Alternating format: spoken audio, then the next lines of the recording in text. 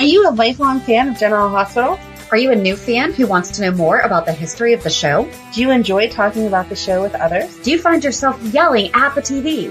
Is your self-care an hour a day in Port Charles? If so, we invite you to join hosts Amanda Kimmel and Shannon Coach at the place where all the hidden conversations take place and secrets are revealed. Meet us at Pier 54, a General Hospital fan podcast. Hello, welcome to the Port Charles 411. Today we are revisiting our chat with Kathleen Gati. This conversation is from April of 2022. It was done, I believe, just a week or two after Amanda and I attended the General Hospital Fan Fantasy event in Pittsburgh. She was just so generous and delightful, and one of the best. We say it all the time. Every single person that we talk to is amazing in their own way. Just learning so many different things about her and from her in just about every area of life you possibly can. It's going to be a great revisit. So we hope that you enjoy revisiting our chat with Kathleen. Hello. Hi. Welcome to the Port Charles 411. Today we talk with Kathleen Gati. I could just talk to her all day, every day. I felt like I was just hanging out with a friend. Mm-hmm. I'm just like, okay, so tell me more. Right. I know I say it every time, but they just keep getting better and better. Yeah. And I mean, this kind of just came about because, we met her at the GH Fantasy event, which you have to go. If you have the opportunity to go, I don't know why we put off for so long going to these, but I'm glad that was our first one and it was a great time. And we were able to chat a week later. Yes, but I can't wait till they can open it up fully again, like how it was pre-COVID. Yeah. Even if it's the same people, we have to go again because the interaction is completely different. Exactly. I mean, we need. Yes. I have a rain check for a hug, please. They should have handed out hug coupons and been like, "Come back, and I will give you a hug." There you go. Lisa Cicero held my hand, so we're good. Right. I didn't get that interaction. No, but I need a hug. So she and I need a hug. But wonderful, wonderful conversation with Kathleen. We hope that you enjoy it. Hi, Amanda. Hi, Shannon. Hello. I am so sorry. Something came up. My husband's like, "We got to do this for another hour." I'm like, "I have a thing, and I didn't even ask you guys if it was live." So I'm like, "Oh, that's okay." I gotta check them. I said, "This is live. We get it." I'm sorry, So anyway, I apologize. I'm here. Start video. Here, let me put myself in. I'm sorry. There. Okay. Yeah, you're just like us. This is my Sunday finest. Yep. So sorry. Anyway, I'm usually very reliable and a punchable person, but today it got crazy. We have to do some family things, so I apologize. Okay, no problem. So where do you live in Pittsburgh? Mm-hmm. And are you friends? Yep. From a long time? What's your General Hospital friend, relationship? You want to share our story? Sure. On a need-to-know basis. I need to know. So both our daughters were in Girl Scouts together, and just one random. Both are like teenagers. What is this? Thank you. You both have daughters. How old are your daughters? So I have three of them. They're 9, 16, and 19. Whoa. Okay. I thought you were like 19. Okay. And my daughter is 18. 8? Oh, 18. Wow, 18. Oh, 18. Yep. Okay. That's fantastic. I have no kids. My husband's my kid. So people say, "Do you have a kid?" My husband. "You have a pet?" That's my husband. Yeah. Oh, that's great. I'm sorry. So I interrupted. So you guys met at... Okay. So the girls were in Girl Scouts together, and then just one random day as Shannon was leaving, she was like, "Yeah, I have to go home and watch General Hospital." And I was like, "What? You watch General Hospital?" And then, after that, it would just kind of be catch up at the meeting. So what'd you think of this? What'd you think of that? And there was a couple of times that the other moms were like, "Wait, who killed what?" And before you know it, everyone watches General Hospital, right? Exactly. So then we joked around about doing a podcast for a while, and then finally 3 years ago we were like, "Just do it." So yeah, here we are. No, but it's a great thing because there's so many people that, you just need to keep promoting yourselves. You can build up because there's just so many of these things and people want to hear, talk, a lot of people just talk about General Hospital. Then sometimes we have time. We'll, be happy to talk to you guys too. So it's a good thing you guys are doing. It's cool.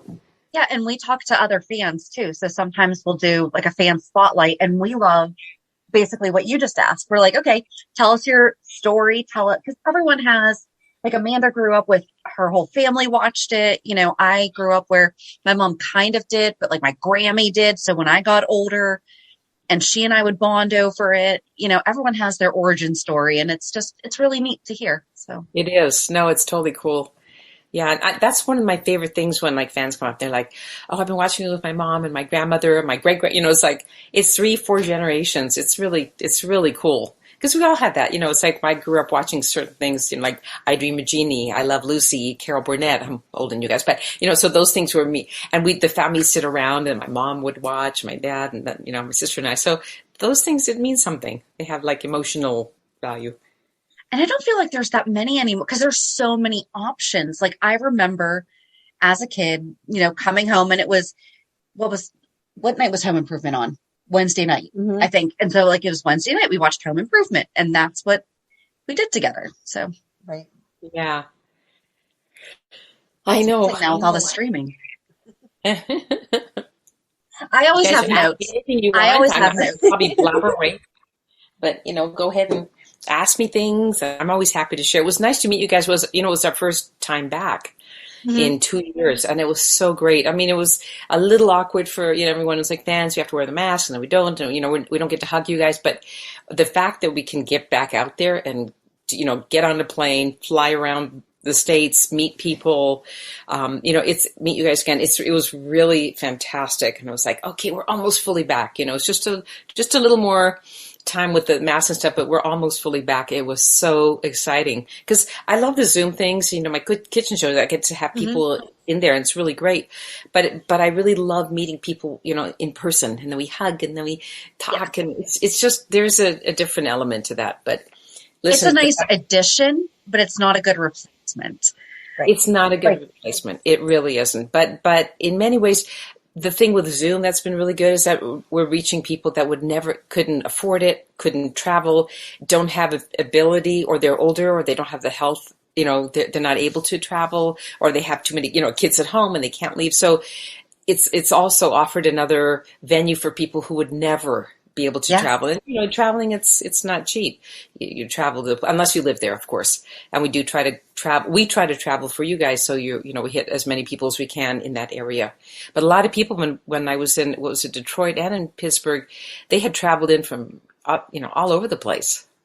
We've talked about going to ones like 3 or 4 hours away, but both with having kids, we're like, oh, I don't know, you know, dance and whatever. And, you know, they've all just have lives. Exactly. So we try to, you know, but again, the Zooms have helped to reach out to people who don't, they can take 2 hours, but they can't take the whole day or something, or the weekend. So yeah, it's been fun. It was fun. It was a really fun weekend for sure. I'm looking for the next one. In June, the end of June, 25th, 26th, we're going to, I think, Fort Worth, Florida, not Fort Worth, Texas, right? I'm sorry. No. We're going to Texas first. Florida's, I'm sorry, November. Yes, Fort Worth, Texas, and Tempe, Arizona, which is near Phoenix. It's part of Phoenix, so we'll be there too. So that's cool. June 25th, 26th, and then November, my husband's birthday, we're going to Florida, so he's coming with me. Oh, that'll be nice. So how do you decide when you're going to do those weekends? Like, are they the weeks that you're not filming? You know what? General Hospital, Fantasy Events Inc.com and Coastal Entertainment, they put on these events, and Uncle Vinny's, they do these events together. They, you know, they have to plan. I mean, this was planned 2 years ago. So before COVID hit, they make the dates. Usually they have to plan ahead so people that want to travel can make arrangements. But we don't know all the time if the show is dark or not. So it's a stab in the dark. I mean, a bunch of the actors worked Friday night, got on a red eye, got there Saturday morning, did the event. You know, we were in Detroit. After the show, we flew to Pittsburgh, you know, in the morning, we got up, we did our event. And afterwards, they flew back, and Monday morning, they were back at work. Oh. So, but you don't know, you know, it's like I wasn't working so that was fine. I just went home. But they don't start at 9. They start way earlier in the morning. 6:30. Yeah. So you get home at midnight, you go, 1 o'clock, 2 o'clock. We got home about midnight. And, brush your teeth, get 4 winks, and wake up. Go into the office. Have a cup of coffee and go to the work. Yeah. Yeah. So they're pretty intense for us, but we really love them, and we love meeting fans in person. So we're happy to go. Oh, that's awesome. Well, we love having you. Yeah. Thank you. So we did see on your website, though, that you won an award for Best Actress for the Pittsburgh Independent Film Festival. I've actually, there was a film called Lifeline, and it was a short film, like 17 minutes, but it was really great film. The writer and the director, Jeffrey Wang, it's a comedy horror. I'll give you the link if you want to put on there, because it was very cool. A lot of people have seen it. It was a comedy horror about this Russian fortune teller and what she does to keep her life going long. What she tells people's fortunes. She looks for like long lifelines, and I won't tell you the rest. It was just, and he's a writer for Criminal Minds, and he's on, I think, Scandal. He's on another show right now. Anyway, he's just fantastic. He wrote it, he directed it, and I won. It traveled all over, and I won 5 Best Actress awards, 5 different festivals, and that was one of them in Pittsburgh. So I wasn't there. I didn't get to go, unfortunately. I wish I had. But the film traveled well with the director. So, yeah, we saw that. We're like, oh, wait, because we know about it. But yeah, that's cool. Yeah, Lifeline. Actually, yeah. Remind me. I'll send you the link. I wrote it down. Yep. Okay, good. Homework. I don't know where you want to go next. Wherever you want to go. Anything you like. I'm pretty much an open book. I usually say too much, and I go, I shouldn't have said that. Because my mother always said to me when I was a kid, Kati. She said Kati. That was my name in Hungarian. Kathleen Gati. That was a cute Kati. You say too much. Too big. I'm like, I know. I can't help it. It just jumps out. So no spoilers, but I'll. So what made you start the cooking show? Actually, I was asked to do it by the people who do these events, traveling around, because we weren't able to travel around, and the fans were really, chomping at the bit to see us. And they came up with this idea to do Zoom events with different actors. And I studied and worked in New York for 10 years, back in, I'm going to date myself, 79 to about 90. And then I went to, 91. I went to Hungary, to Budapest. My family's from Hungary. I went there to do a film, long story. And I also I was working full-time as an actress, and I opened a restaurant and a wholesale cookie, cakes, dessert factory. And I was making like 3,000 cookies a day. I mean, not personally. I hired people. They were all my recipes. I made up stuff. Some of it was good. Some of it wasn't. So I bagged those recipes. But anyway, and then I had a restaurant, and made up the whole menu, and couldn't find a chef the first 10 days. Another very long story. I'm not sure you want me to go into that, how long this is. But anyway, so I had... It can be however long you want it to be. Okay. So I have this restaurant, and I love to cook. Again, I hired a chef, but I couldn't find one for the first 10 days. So it was 55-seat restaurant, and every night it was 2 seating. So 110 people I had to cook for by myself, because I didn't have a chef for the first 10 days. And it was, I'm telling you, anybody who's a chef in a restaurant, I watched all these like Gordon Ramsay and Top Shelf and Top Floor. This new ones with Gordon Ramsay's got a couple of great shows out. And anyway, at Top Chef and all these like great different shows. I mean, off with a hat. It is a incredibly difficult profession. You're working nonstop. You're exhausted. You can't stop. You got to keep going. And then there's more food, and everything has to look the same every single time, because people are going to go, oh, it's a different chef. It doesn't taste the same. So it's got to look the same. The quality has to be good. That was pretty intense. But anyway, I love to cook. I learned to cook for my mom. I opened a restaurant. The restaurant was successful in Budapest. I'm very proud of that.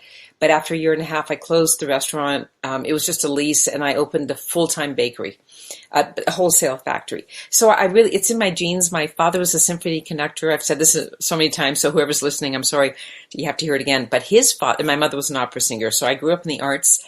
But my father's father and grandfather and my cousins and uncles, they were all in the bakery, fresh bread, desserts, all that stuff. So I grew up with that. So it's in my blood, if you could say. And Linda Rowe knows this from Fantasy Events and Coastal Entertainment. She said, "You ever think maybe you want to try like a Zoom cooking show? And I went, okay, so we sort of threw around this idea like, well, I guess we could try it. And we've been doing it for about a year and a half. I'm going to be doing my 8th one, June 2nd.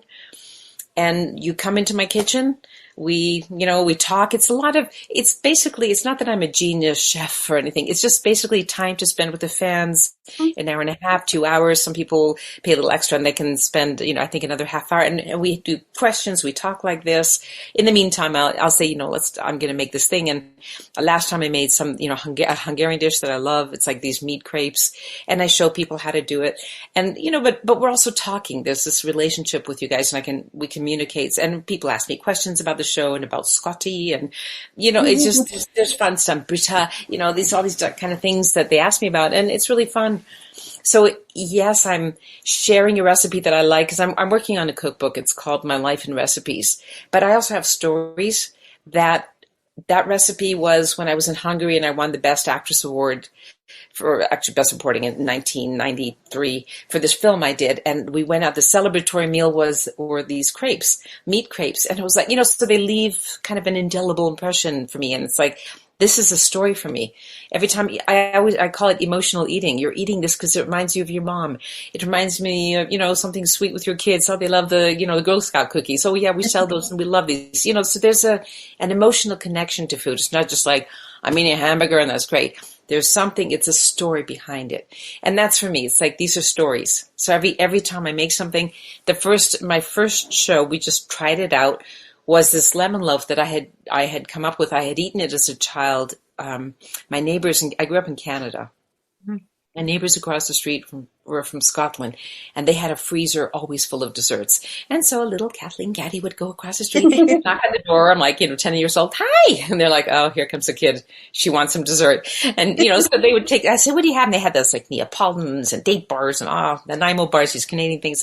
They had this lemon loaf, and it was amazing. They never gave me the recipe, but I can tell what's in food. I'm gift, whatever it is, or the scary thing, but or a curse. But it's like I'll taste. I go, oh, that's got this and that, and lemon zest and lemon juice, and so I learn these things as I go along, and or just taste them and figure it out somehow. Or it's like a science project. I keep working on it till it works out. And I came up with this, and that was like that was my top seller in the bakery. So I thought, what better way to start my first Zoom cooking show than to share my number one selling item that was in the bakery. So I'm I'm proud of that. I'm pretty, I don't want to say I'm proud of things or I'm proud of my acting. It's like I'm not, that's not who I am and how comfortable I am saying those things. But I was proud of the bakery. I was proud of the restaurant. It was a big deal. It was a lot of work. And now I'm so grateful that experience is parlaying into these Zoom shows, talking with General Hospital combined, talking to the fans who actually, and people say, well, I don't cook, so I don't want to do shows. It's like, that's okay. But it's not so much about the food as the relationship with the fans. We just talk about the show. I answer any questions like you guys are asking me. I'm an open book. What do you want to know about my husband, about our lives? I mean, I'm basically happy to share anything. How we met, Match.com.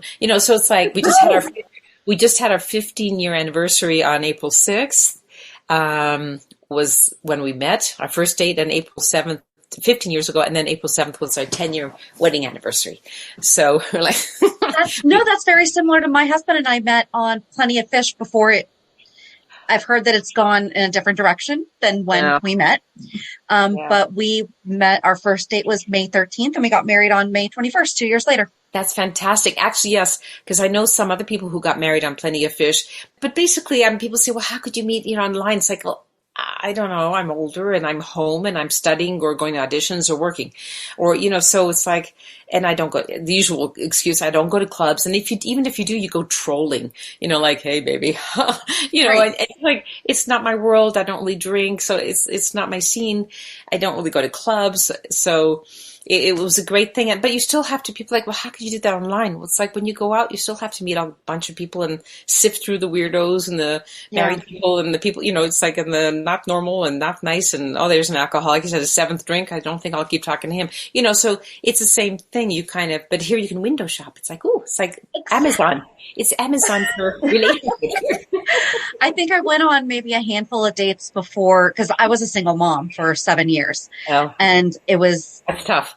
A friend of mine was like, all right, just, when the kids are gone with their dad, go on a couple of dates. That's right. And I always had, the person that I called, or they would call me to let me know, they're like checking in with me and everything. And he and I met on a Wednesday night, and the rest is history. And it was funny because my friend who introduced me to Plenty of Fish about a month in, started calling him my husband. And I was like, I'm not marrying him. We'll be married for 11 years next month. So. Oh, congratulations. That's awesome. Likewise. Yeah. So very similar. Yeah. No, it was really cool. And our first date, we went out and right away we clicked. I'm like, uh-oh. So I called my girlfriend because she was, she had seen me and heard my phone. Every time I had a date, it was like, oh, this disaster. Oh, that disaster. We would laugh. It'd be, I couldn't wait to tell her like the crazy experience I had that evening. And this time, after years and years and years of dating, I called her up and she said, so how was it? And I went, uh-oh. She said, uh-oh. She said, oh, I went, yeah. She said, you like this one. First time in, I don't know how many. So I was like, I'm going to write a book about all the dates, but I lost the oomph. I'm focusing on the cookbook. So. Yep.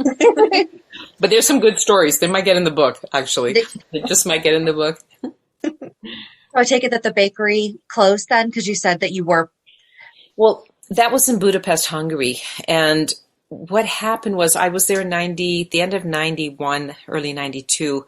I went back to Canada. My mother was ill, and I went back for about a year, 9 months, and then went back to New York. She passed away.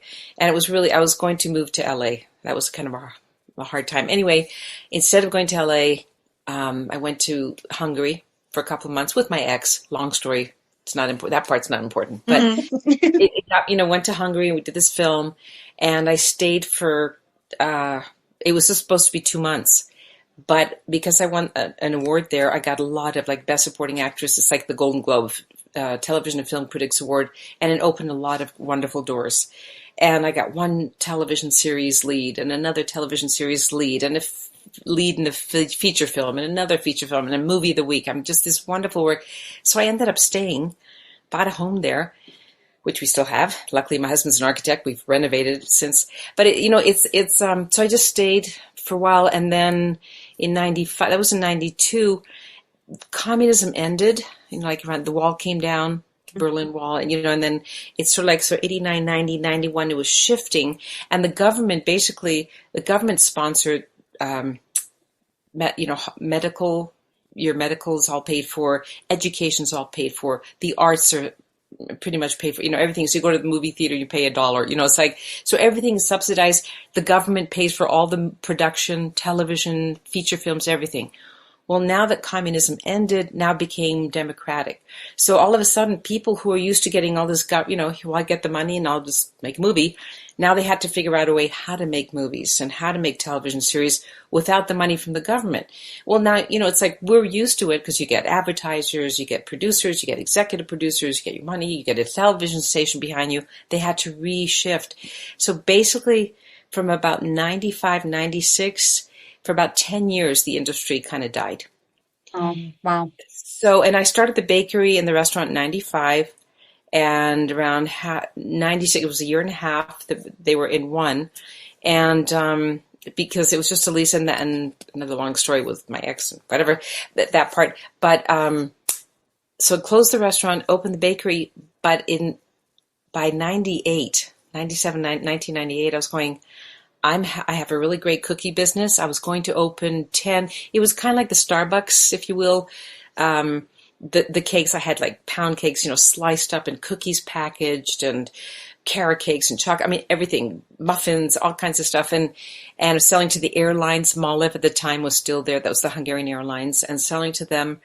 And it was a successful business, but I'm an actress. I was born wanting to act. I came out of my mother's womb. I'm an actress. I'm a dancer. I want to sing. So it was really hard to not do that. And, because I was doing some theater but it wasn't the same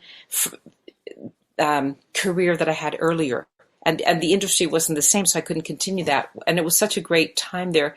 And I thought, and I was supposed to move to Hollywood before my mom got sick, back in 90. And I was heading to Los Angeles from New York. And I thought, you know what, let me give myself one more shot at Hollywood. I'm 40 years old.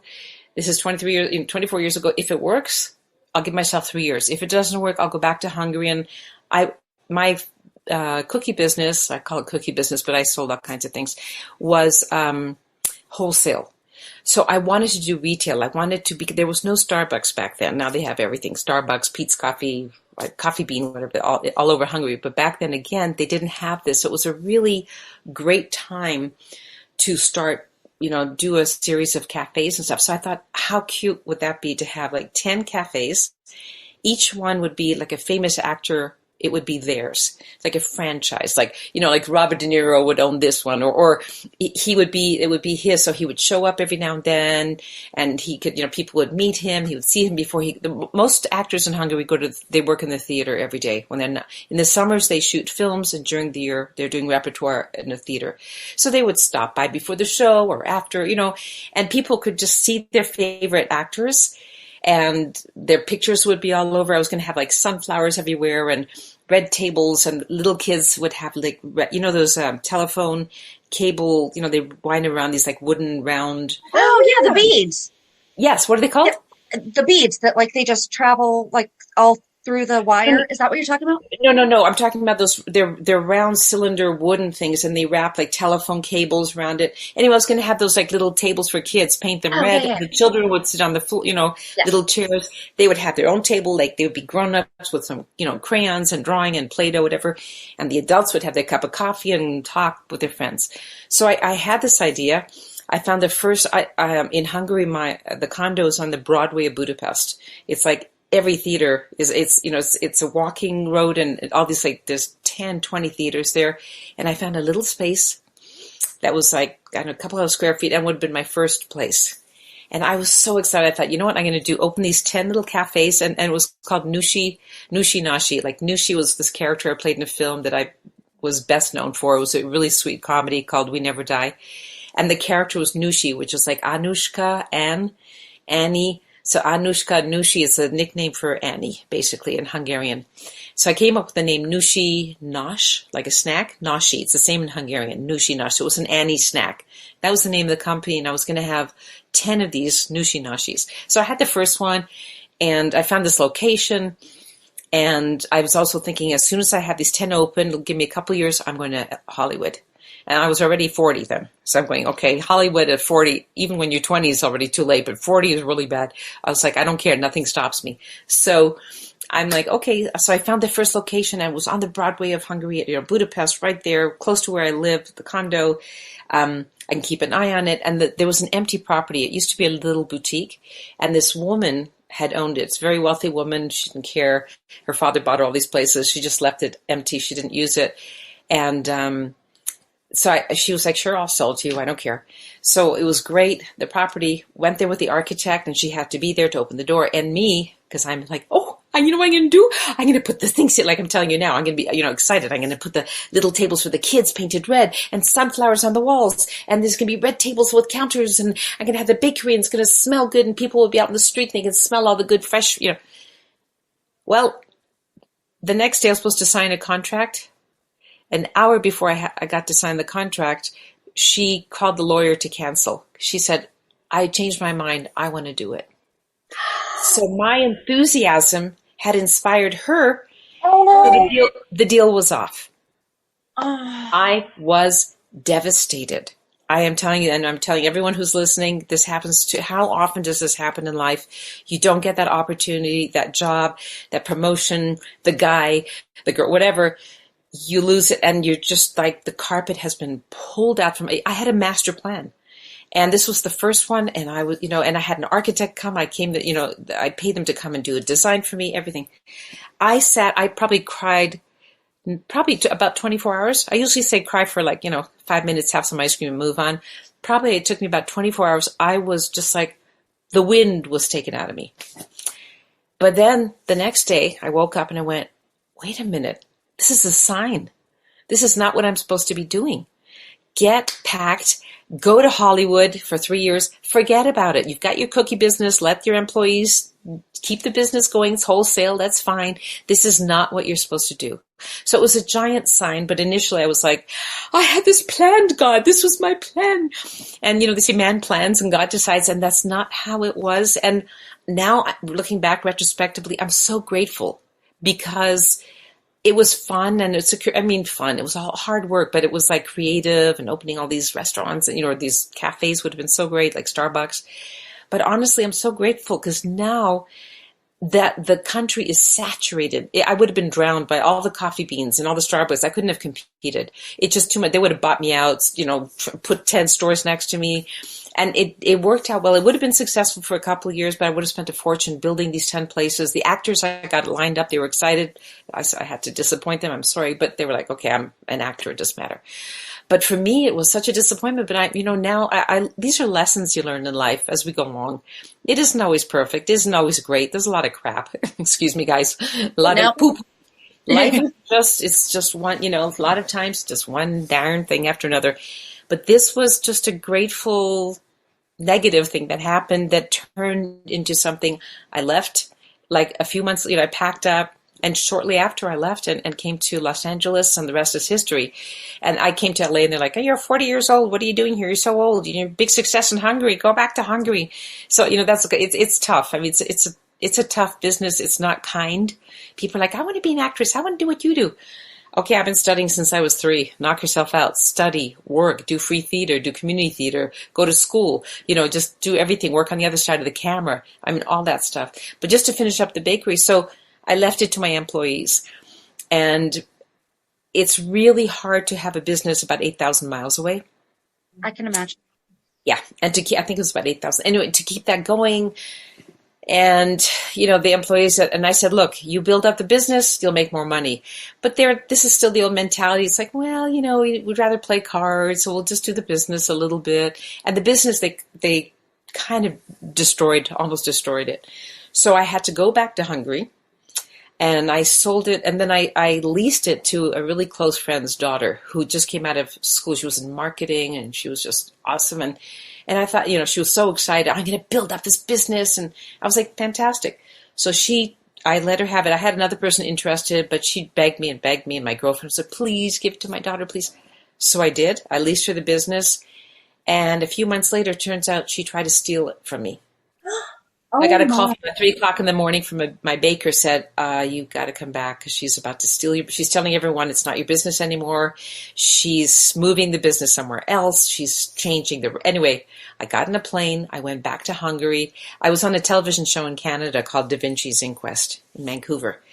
I had to, when that was done, I got on a plane, went to Budapest, stole my business back, if that's the right word, or recaptured it.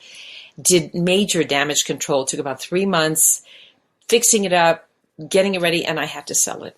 And it was like my baby, because I don't have kids, but I started with a bowl in my kitchen. That's how the bakery began, with an idea. And it was heart-wrenching. But again, sometimes you have to let go of things that just aren't meant to continue. So it's a long story. I'm sorry. But that's kind of what, it's life happens. I mean, stuff happens all the time. You're like, why did this happen? Well, I guess I wasn't supposed to be there, but it was hard to let it go. But again, it has to be your baby to love it. It has to be your creation and your passion that makes it successful. If you don't put it into it, it's not going to work. And you also have to make sure people don't steal your stuff. So yeah, anyway, in a nutshell, that's kind of. So that's why I had to sell the bakery. I think that was your question. It was a long story. Yeah. You asked why did I sell it, but and honestly, I came to Los Angeles and it wasn't like piece of cake, besides people hurting my feelings. Oh, you're so old for Hollywood. And I was like, someone needs a mom or a grandma or an aunt or a creepy teacher, something. Cleaning lady. I did a lot of Russian cleaning ladies. So I can do accents because I love accents. My parents had thick Hungarian accents. I used to make fun of them. So it was kind of a natural thing, and not that many people when I first came to Hollywood in '98 could do it. Now everyone does accents. Like, okay, so or they have the real deal. But so yeah, when I came here, I did a lot of that stuff, but it was really hard to get started Every time when things weren't going, I'd get like a job, and I met a lot of casting people, and I just basically started from scratch. I coach students, and I tell them, go meet casting directors, go to workshops, study with them, whatever it is to get that connection going and to learn what they like. And exactly what I teach people, that's what I was doing. Like, a professional actor is going back to acting school or kindergarten kind of thing. But it paid off because I got a little job, then I got another job. I was on, I think The Practice was a TV show years ago. I was on that. It was like my first job. Then Brother's Keeper, I was a cop in that. Then I played a Russian cleaning lady on Brother's Keeper. That was really fun. It was the same Jamie Widows who did Frasier. So it was a short-lived series, but I was on that for a while. So, it's like bit by bit, but in between, because it's freelance work. And it's so funny because my husband said, how can you do freelance? You never know what's next. And I went, it's a two-edged sword. On one hand, it's so scary. Like, you never know what's coming next. And you don't know if you're going to have a paycheck. And what are you going to do?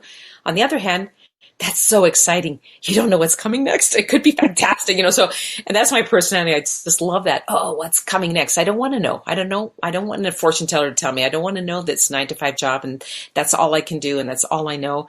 And even if and I've done 9-to-5 jobs, that's I put myself through school. I want the unknown.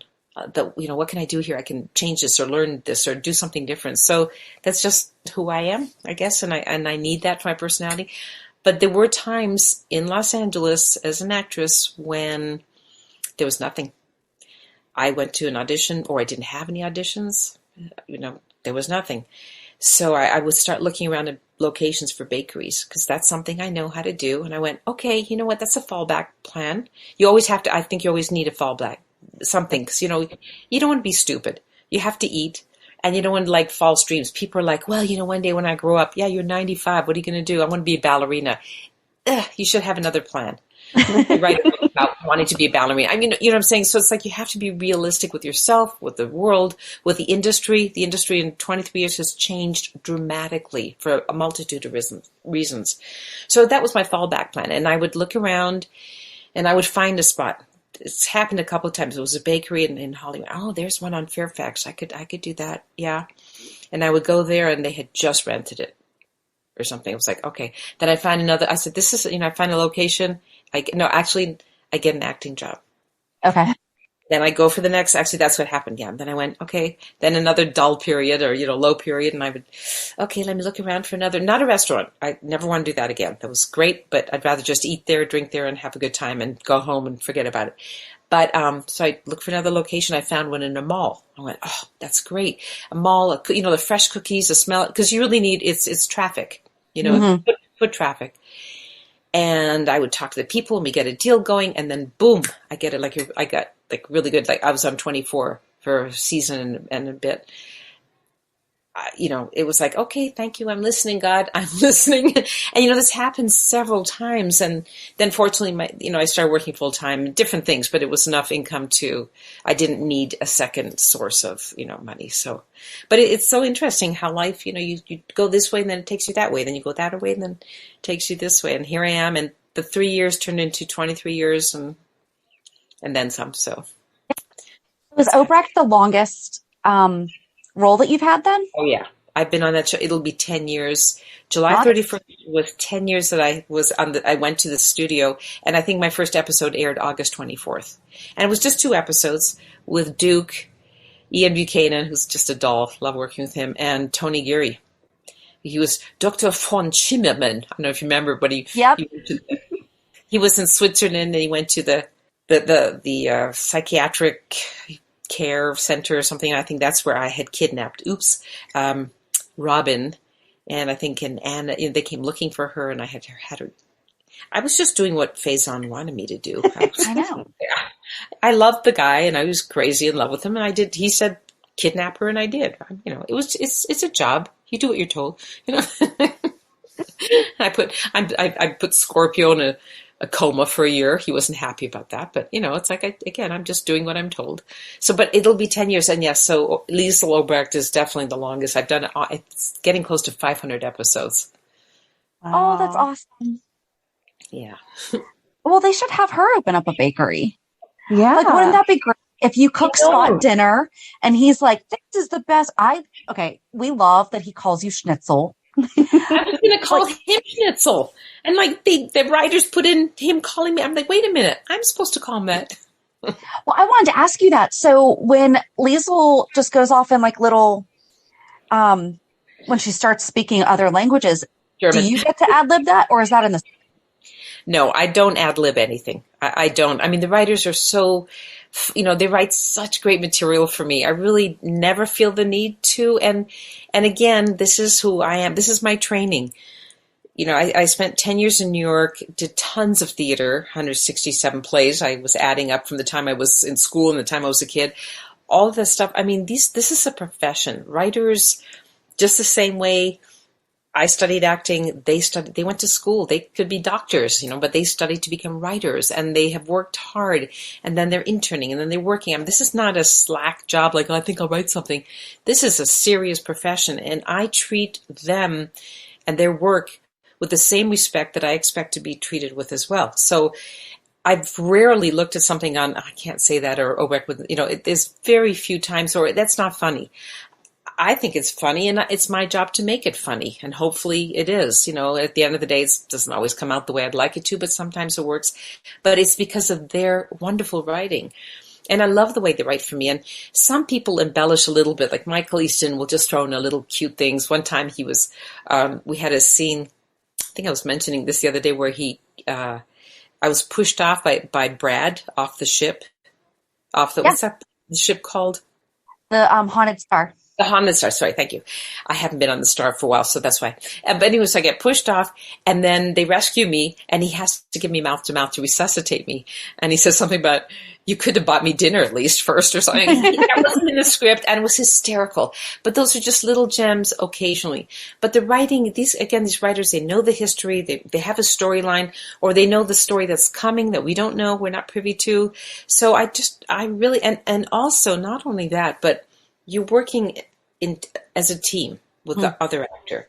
So if you say to the other actor, there's a line, I'm hungry, do you want to have dinner? And the other actor goes, yeah, how about this restaurant? But if I say, isn't it a beautiful, this weather sucks, they're going to go, yeah, me too, I'm hungry, let's go to the restaurant. So you're not helping them. It's really inconsiderate. It's unprofessional. And again, this is my bugaboo, because there's some people that just like to make up stuff and go off, oh, I'm funny, you're saying this, or I don't like that line, or, it's like, and it hurts. It's not just that it's really difficult to follow them, and then you have a line to say, but it no longer makes sense. So now you have to start thinking of another line. There isn't time. In my humble opinion, we are not Robin Williams, who's a genius, and he can go off script. And, I worked with him twice. He's brilliant. And he could, poor thing. He could say what he wants and do what he wants. He's a genius. We are not geniuses. We are working actors. We show up. We learn our lines. We show up. It's a factory. Most shows are 23 or 26 episodes a year. You have a couple of weeks to learn your lines. Here, you're lucky if now we have 5 days most of the time, which is great. But there was a time you had 1 day, maybe 2 days, and you've got 150 pages. I mean, this is not a joke. So you've got to get as quickly off page and make sure you're giving the correct line to your partner so they can give you the right answer back. So it's respect to your colleagues, respect to the writers, and timing. There just isn't time to be like, oh, I think I'm going to, go off into, sometimes we have a little window, but there really isn't. So I do not write. To answer your question briefly, no, I do not. I do not. I say verbatim what's written because it's so good. And also, even if I think, well, maybe not, but I don't. I really appreciate the writing I get. I think Obrecht has great writing. It's always dynamic. It's always exciting. I never know. It's like Christmas every time. Ooh, what happens today? Oh, I'm going to kidnap somebody. Oh, I'm going to try to kill somebody. Oh, I'm going to dance. I'm going to sing. Okay. So it's been a really fun role. I really have appreciated the varied colors I get to, bring to the table. So for me, and probably some actors don't get to do that. So maybe their storyline isn't as interesting, so they try to make it more fun for themselves, or, So anyway, yeah, but I appreciate when the actors stick to the script, because I'm studying that response also, and it helps my acting. And if they say something, my acting choices, and if they say something different, then I have to not do that choice, which I prepared to make it funny for the audience or sad for, something. And it affects your work. It's not fun in my humble, this is me. That's how I like to work in my training. I just love that answer. Sorry. But yeah, I've never thought about it. And again, I'm trying to write this cookbook, and I realize how hard it is to write a cookbook, like how hard it is to be a chef, how hard it is to have a bakery, how hard, it's like the more things you experience in life, I mean, to be a parent, I don't have kids. I can't even imagine how hard that must be. That's just like incredible. I mean, you are full-time, it's you don't belong to yourself anymore. So it's a huge, huge undertaking. Yeah. And off with a hat. I mean, I made that choice not to have kids, and it's, I part of me is like, oh, I wish I didn't. And another part is I wouldn't have time. Not that I don't think I'm a selfish person, but I need time to think and to do. And it's like, and I'm whimsical, and it's like, feed my husband. Now I'm so excited to cook, and then I don't want to. I'm like, no, we're eating out. Or I forget. He's like, oh, could I have something to eat? Oh, I'm sorry. Well, you can't do that with kids. So, who I am. I don't think you'd have to be a good, responsible, reliable parent. I don't think I fit the bill. That is true. We can't forget to, although they do eventually become self-sufficient, but definitely understand, you want to be able to leave to go to Hungary for an undetermined amount of time. Right. So. And my husband retired a few years ago, and so he has more time to travel. I don't work all the time on the show. The show's dark for weeks at a time. So I'm like, let's go. And we haven't since COVID. We were about to embark on a 2-month trip, and then that got the kibosh on it. But yes, if we want to, I can say, hey guys, please don't write for me at General Hospital for 2 months because we're going to go to Hungary. We're taking off, or I'm doing a film there or something, or some other shows. And I'm just recurring, so they only bring me in as they need for a little storyline or something. So it's like I am pretty flexible to do other projects, which is great. Also, do other things. I like that freedom. We need more of you and Scott. So was that intended, or was that just an accident? Like, were you just supposed to have a one-night stand, and then it was like the response was so amazing that they decided to make you guys a couple?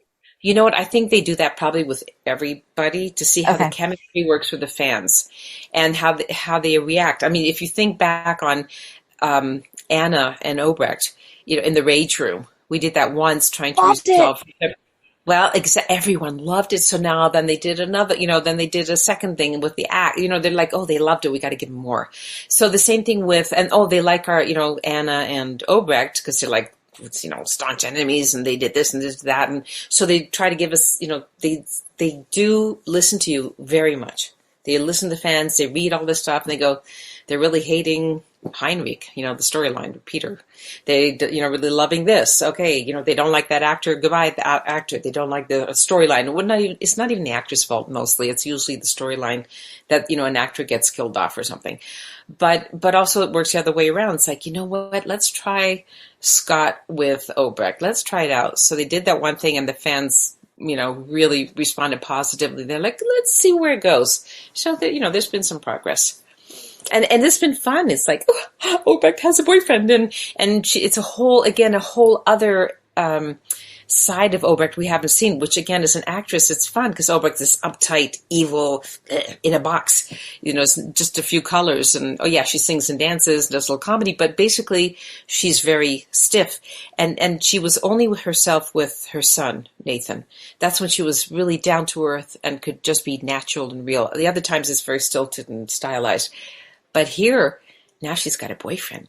And she gets to be this teenager that she's never been, because with Faison, she was like, the what do you call it, the slave, if you will, or, just kind of running after whatever he'd been doing his bidding and whatever he wanted, and hoping he would like throw her a bone, oh, I love you. There was never that. So it was always this, because he was in love with Anna. So she was always second fiddle and third fiddle. And so here's somebody who brings out the teenager in her that she never got to experience. It's like, as an actress, I just chomping my teeth into that, opportunity to have that chance to like, oh, goody, that's a color we haven't explored for Obrecht. She gets to be, and that personality is kind of more like who I am anyway. So I kind of let myself come through. It's like, okay, I get to be the goofball now, So the teenager. So I really like I really think that's fun. And we have some stuff coming up. Oh, awesome. Yay. Cool. Maybe. A morsel, but still. It's something. Yes, anything's better than nothing. Yeah. So how do people respond to you now that they see you as Obrecht? Have you met anyone that can't get in the mindset that you're a person separate than Obrecht? Because just meeting you on the street, thinking of you as Obrecht, I would be like, oh, I don't like her. She's not very nice. You know what? In all the years that I've been Obrecht, I've been stopped a lot at the grocery store. Oh, okay. So usually like this, what you see this, right now we're talking about, I usually have my hair in a ponytail, I'm come from the gym or schlepping, I'm sampling food, usually my mouth is full of food and trying something, and then people go, oh, I love you. And it's, what's interesting? A few people call me Dr. Evil. Oh. And back when I really was, now I'm like more mom to Britta, and I have a boyfriend. So it's a little different. She's softened, but back then when I was doing hardcore, like, kidnapping and stabbing people and all that stuff, people really like the dark. I was, because honestly, as an actress and growing up, I thought, the Waltons? Yes. You ever watch the Walton, John Boy and the mom? I always wanted to be Mrs. Walton, because I thought, she's just this kind, warm. I loved her. And I went, I want to be that person that people go, she's warm and kind. And so that's kind of the role I've been aspiring to get in my career and to kind of grow into that. And Obrecht is like the polar. The Krampus, all that stuff. And I was really I was like, oh man, I'm going to get hated. But it's like, you know what? They hate you. That means you're doing your job well. But people love the evilness of Obrecht. And I'm just like, wow, people are dark, but we all are. And then people would say, well, how could you be so evil on the show? And I'm going, okay, don't tell me you haven't killed a spider or a fly, right? You see a spider, you're like,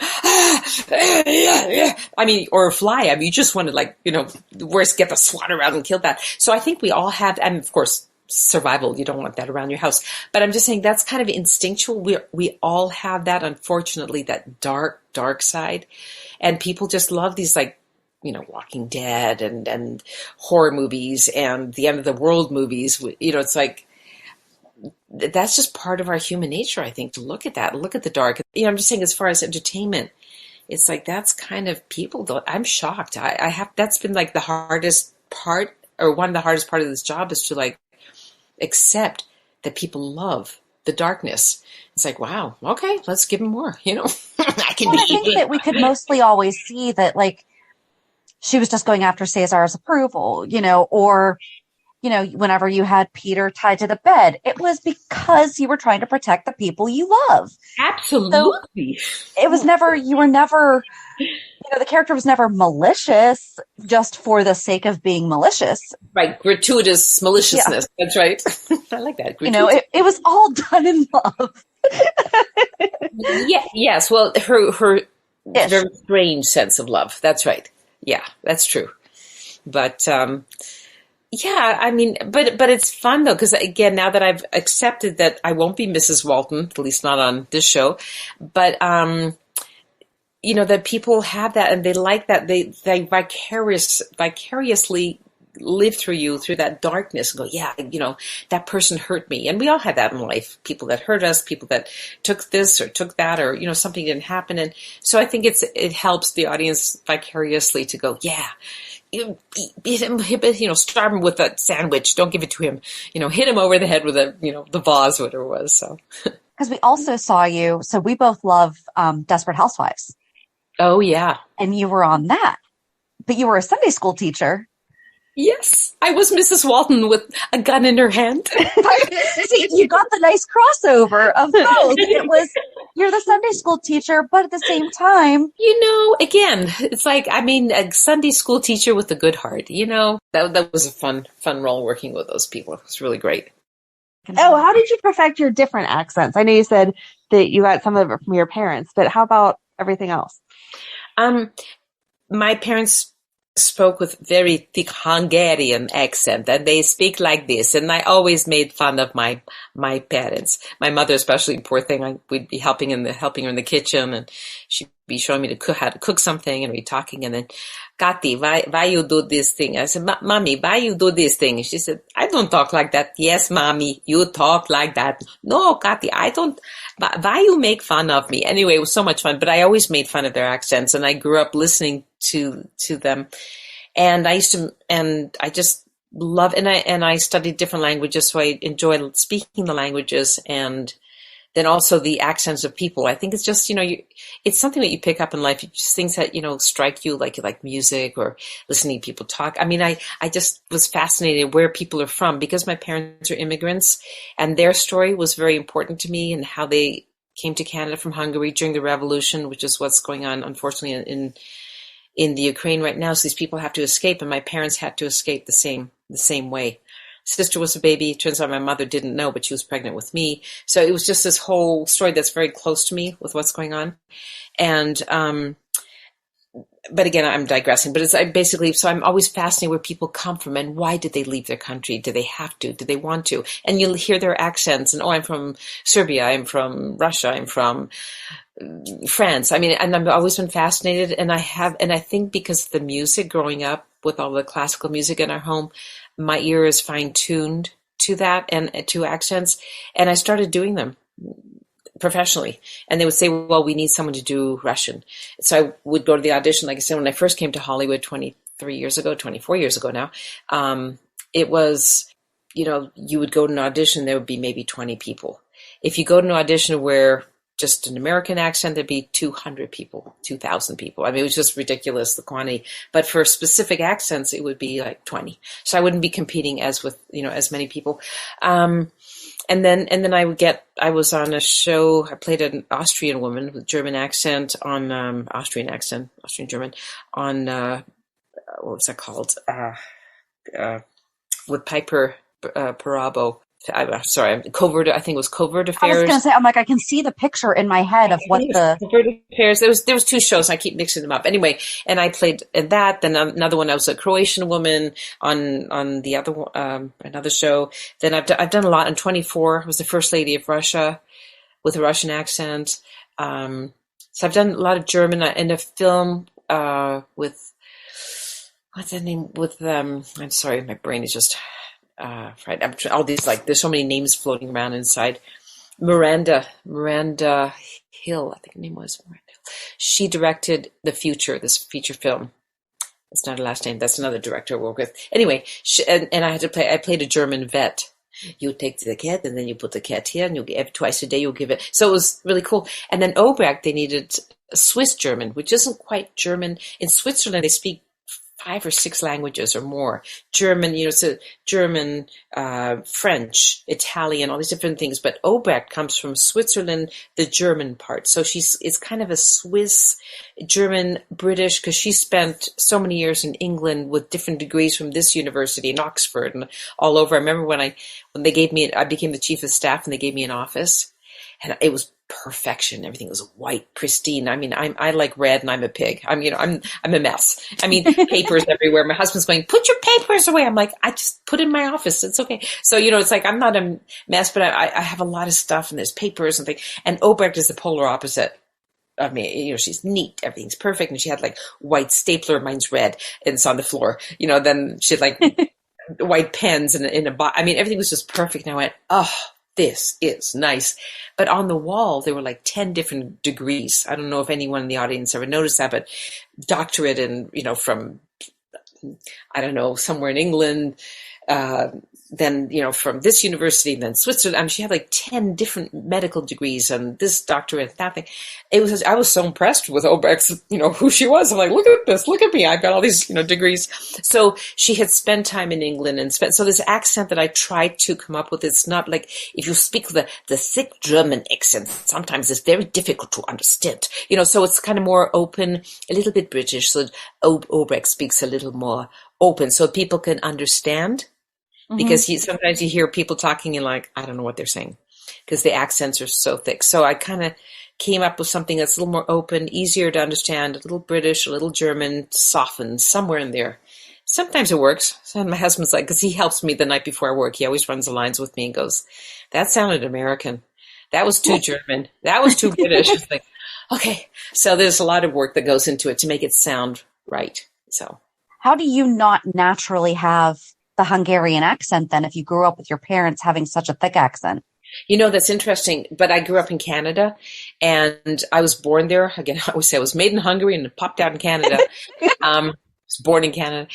But my mother, because she was an opera singer back in Hungary and my father wasn't, but they were immigrants. So she started a daycare and we were surrounded by little kids. So we grew up, and then went to school. So it was just natural. Everyone spoke. Only my parents didn't. But we spoke Hungarian at home. That was the first language. But definitely, growing up around everybody except my parents. So my sister and I, we did not grow up with an accent. Although the Canadian, my husband said the other day, you said out and about. I was like, out and about. I said out and about. He goes, no, you didn't. So sometimes the Canadian still comes in, but otherwise, no, that's true. But some people, if I had grown up in Hungary and come here, I definitely would have an accent. But having been born in North America, so no accent. That's interesting because my dad's from Pittsburgh and my mom's from Boston. But I didn't do daycare. So I was only with my mom until I went to school. And so you have a slight Bostonian accent. And when I go visit my family, when I come home, my husband's like, I can't understand you for a few days. And I don't notice it.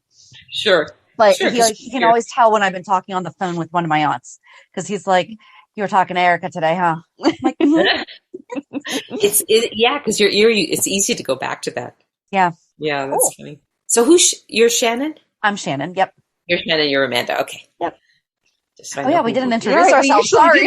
Sorry. No. I feel like we're old friends after last week.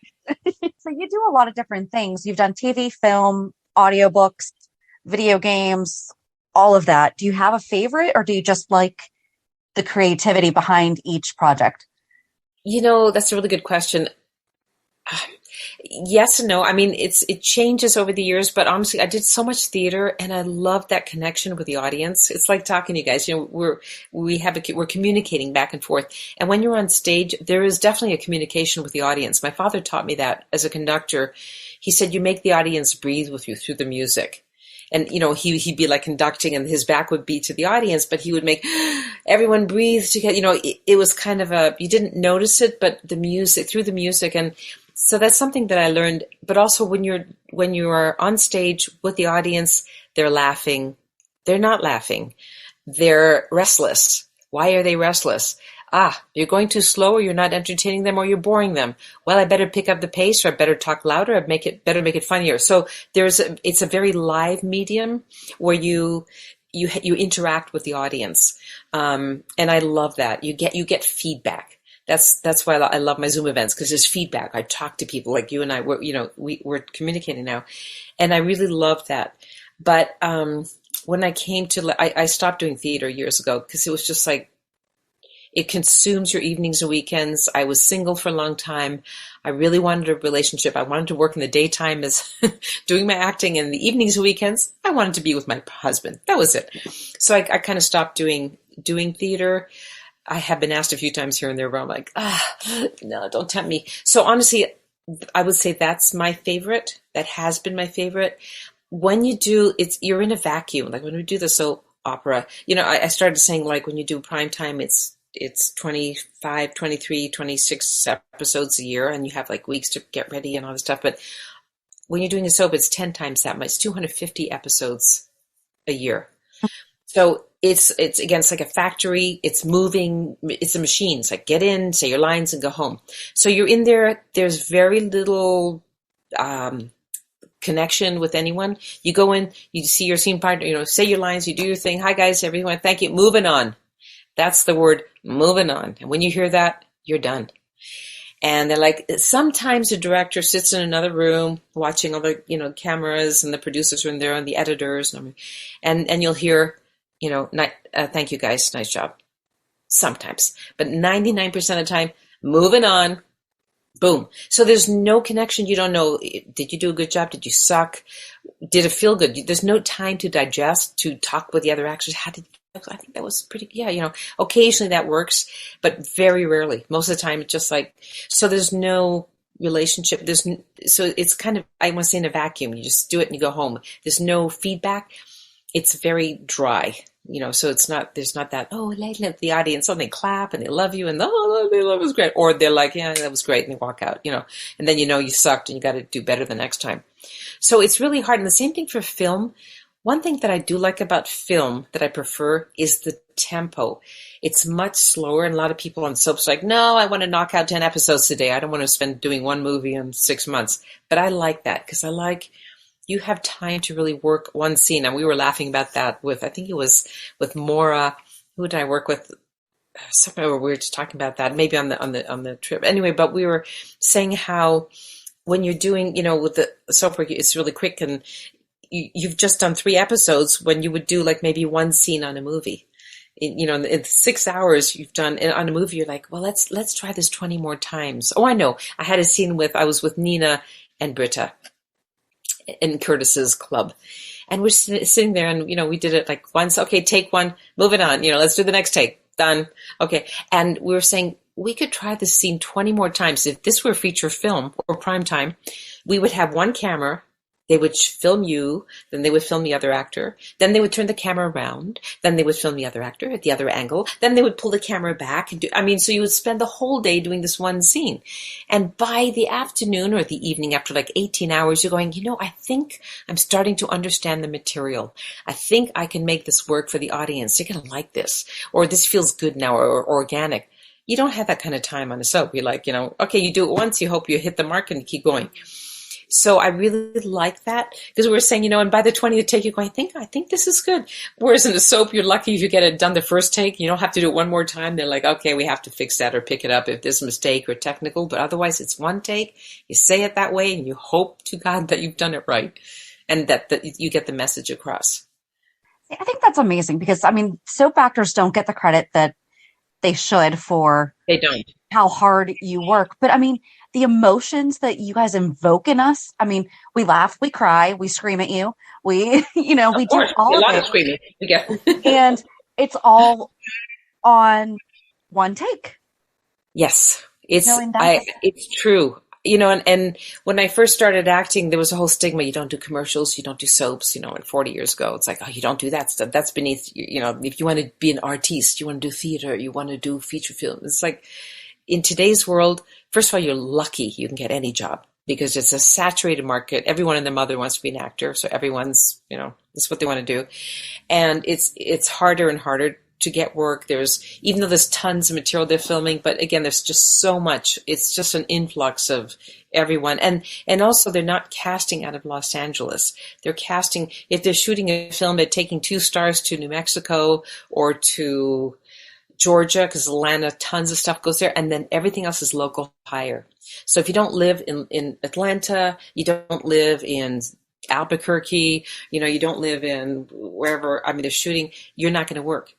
They'll say, well, if you come be a local hire, which means you pay the airfare, the hotel, per diem, you pretend to live there, and then you can, you get a part for 2 days, and you spent $10,000, and and you're earning nothing. So it's really not.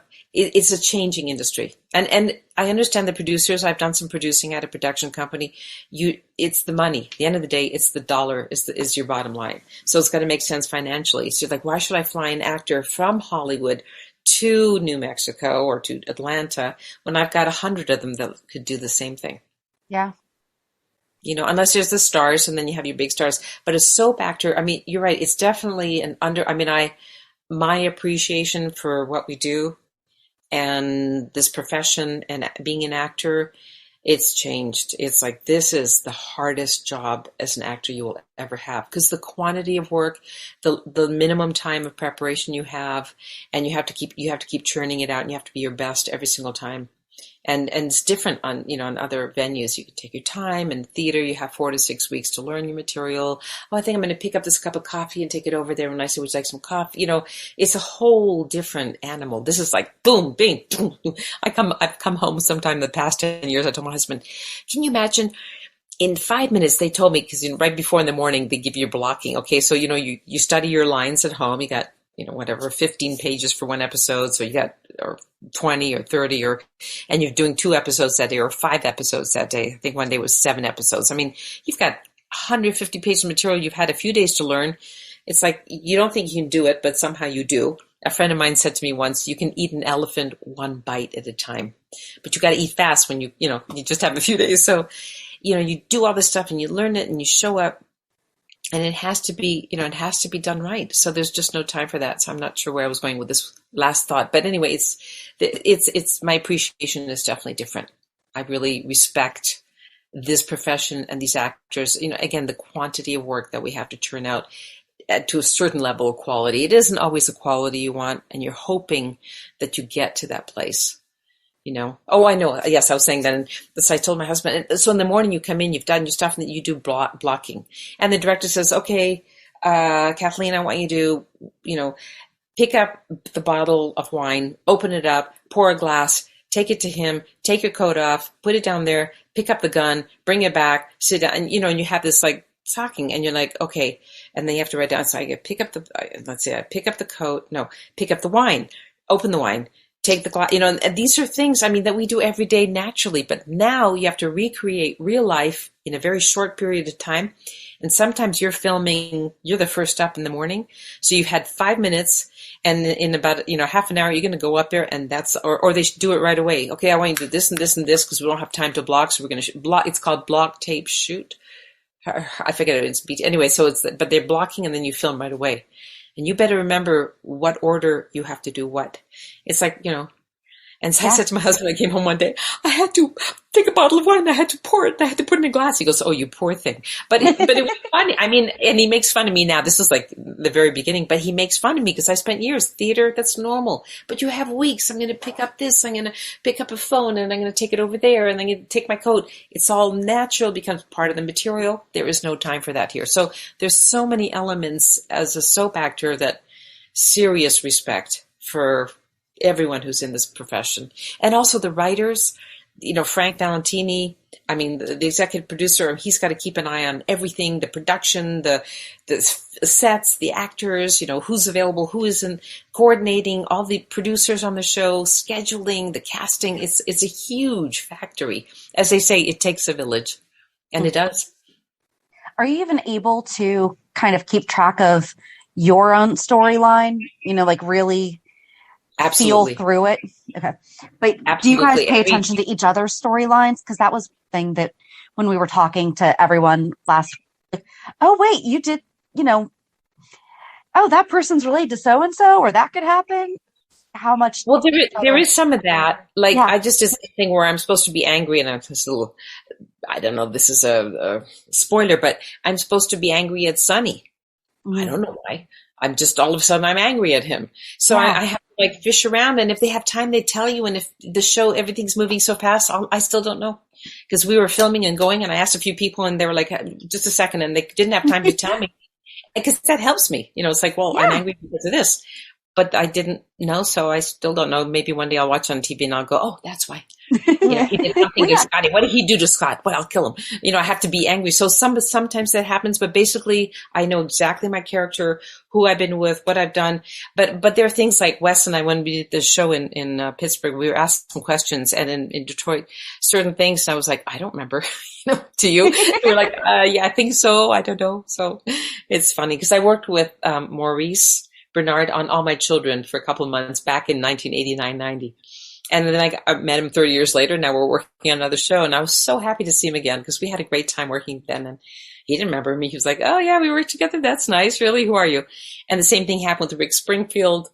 I did a film called Change of Heart, or Changing Place of Play. Again, these names are just so many things in my head. I think it was called Change of Heart. It was one of these Harlequin romance movies we filmed in Hungary back in 94. It was great to work with him. I played a pregnant mother, or a pregnant woman who's a sister. And here we are, flash forward 30 years later, and now we are going to be the grandparents when Britta was going to have a baby that we stole the embryo, just a little detail. And, we took that, and anyway, and then here he is now. He's my brother-in-law. I guess we're going to be the co-grandparents. And I was so happy. I'm like, oh, I worked with him like for 3-4 weeks filming this in Hungary. And I was like, Rick, it's so great to see you again. And he was like, who are you? I was like, oh, never mind. The business there's just so much information and people and things like that. So anyway, I've been blabbering away. I'm sorry. I get on a roll. You ask such great questions, and I I just can't stop with dancers.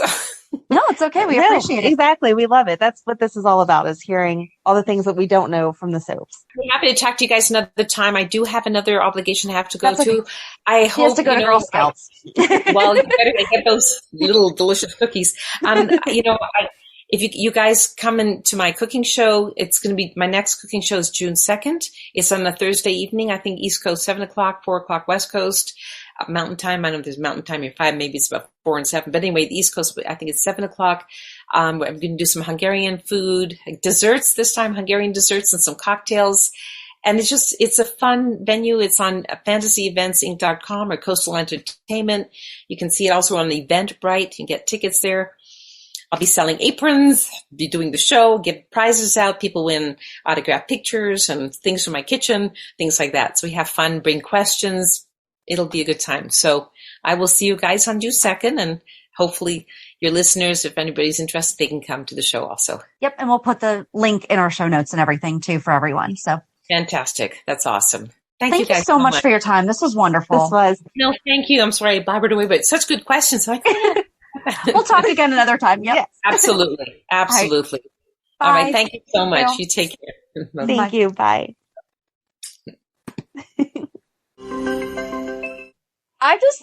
She has so much good life experience. I know. And she's such a good grown up about it, because I would be a little angry. But Not I think like forever angry, but right. at that moment she was like, I woke up the next day and was like, this is God's plan. And I was like, yes, I know that in the long run, but it takes me a lot longer than 24 hours to get there. She just knew that she had to move on because she was going to do that. And then she was going to go to LA. And then she was like, well, now I don't have that. So now I'm just going to go to LA. Yes. So, and I love the fact that she was 40 Mm-hmm. when she went, because I will be 40 this year. Let's And move to LA. sometimes, and it's like things that happen in the world, sometimes you feel like if you haven't hit certain benchmarks by a certain age that Yes. you're irrelevant or less than or whatever. Mhm. And it's like, and you could have done amazing things your entire life, but because other people, I've had goals. And there's one that I have just had to keep pushing back. And the fact that if I have to push it back past 40, which I'm probably going to, I don't want to keep pushing it back. I understand, but it'll get there eventually. Exactly. You get there when you get there. All her talk about how hard it is to work on the soap, though, made me pat myself on the back, because I was a pretty smart kid. I wanted to be an actress, but I only wanted to be a soap actress. And that was why. Was they do all this amazing work and they're on the air constantly, as opposed to just a snippet of a movie. Like, a movie is only famous for, Right. unless it's a major movie. Most movies are only famous for 6 months or whatever, and then they go now, away. though, remember back in the day when we would love movies for years? But they were really good movies. And But- those are the but that's movies what that I'm you're saying. still talking about now. But there was a lot of movies But that what she movies didn't. are our kids going to? Do you remember when Disney didn't release a movie every year? And it was every 7 years? Yes, and those are the ones that you still care about. Yeah. So, Not that I don't care about the ones now, but I mean, they're coming out with them so quick. You don't get to love them before they get replaced. right, they're just not the same. I'm sorry, they're not as good as they were back then. But that's how I feel about soaps, is people continue to love you. I mean, you see all the YouTube dedication to it. The fact that we can find stuff from the 80s because people Right. loved it that much. Right. Yeah. Everyone, not to kill all the other medias, but everyone should just want to be soap actors, because they are working constantly and so hard. And she's so good. And I love that. I mean, she'll be on for 10 years. That's so crazy. I wish that she seems to be perfectly happy with being recurring Yes. and with how but things maybe are going. she could recur a little more. Just a little bit. Yeah.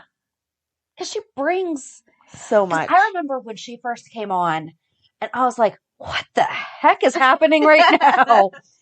But, we didn't know all the stuff with phase on and this and that. And then we learned all of it and we're like, oh. They've given her a really good backstory that she can keep pulling from, that there's no reason that we shouldn't have her And she can do more often. anything. Mhm. She can be funny. She can be sexy now. She can be crazy. Yeah. So, I mean, she probably has the most free range of any character because you have no expectations when it Right. comes to Obrecht. She said even herself, you open it and you're like, what am I getting today? Oh, I'm going to shoot someone. All right. So I just love it. Yeah. But so she was absolutely wonderful. We are really looking forward to the cooking event on June 2nd. As we mentioned, we will have the link in our show notes. Yes, come join us. Oh my God, that would be the best conversation ever. And the website is GH Fantasy, or is it just Fantasy Events Inc.? I think it's Fantasy Events Inc. because they do other soaps too, not just GH. Why? There are some people that like other soaps. I don't the way understand we that. like GH. So if you go to fantasyeventinc.com, you can sign up for the event and also all those other fantasy events that we've mentioned. Like there's a whole bunch coming up over the next couple months. But this one is June 2nd that we are going to be part of. So that was just so much fun. I know. All right. Well, hope that you enjoyed this chat and tune in on Monday when we talk about this week's shows. Have a good weekend. And we'll meet you at the pier. Bye. Bye. If you enjoyed today's show, we invite you to go to peer54podcast.com to subscribe on your favorite platform. Don't forget to leave us a review. And you can also follow us on many social media channels. Just search for Peer 54 Podcast. Also, we are not perfect, so if there is something that we missed or messed up, just let us know by emailing us at peer54podcast@gmail.com.